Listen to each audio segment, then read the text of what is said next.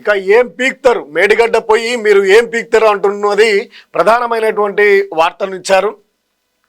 అక్కడితో తోకమట్ట ఉందా, అక్కడ ఏముంది, తోకమట్ట ఉందా? 2-3 ఫిల్లర్లు కుంగినంత మాత్రాన ఏమవుతుంది? నాగార్జున సాగర్ కూలలేదా, ముసీ నది కూలలేదా? అనేకమైనటువంటి ప్రాజెక్టులు కూలిపోయాయి. వాటన్నిటికీ రిపేర్ చేసినాం, ఇప్పుడు కూడా అదే జరుగుతుంది.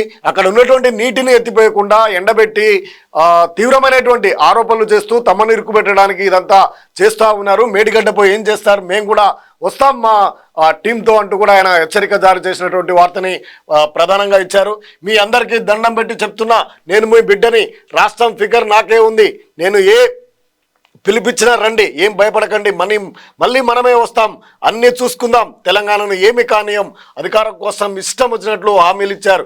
నాకు చేతనైన కాకున్నా కట్టే కాలే వరకు, చివరికి తెలంగాణ అన్యాయం జరిగే శ్వాస వరకు పులిలా కొట్లాడతా తప్ప పిల్లిలా ఉండను అంటూ చెలవ నల్గొండకు పిలిపియోగానే ఇజ్జత్ పోతుందని అర్జెంటుగా బడ్జెట్ పక్కన పెట్టి తీర్మానం పెట్టారు అని కూడా అంచారు. బాలిచ్చే పర్యను అమ్మేసి మీరు 24 గంటల కరెంటు ఇచ్చినాం, అయినా కాంగ్రెస్ ఇవ్వలేదు అంటూ కూడా ప్రధానమైనటువంటి ఆరోపణలు చేసినటువంటి వార్తను వీళ్ళు చూశారు.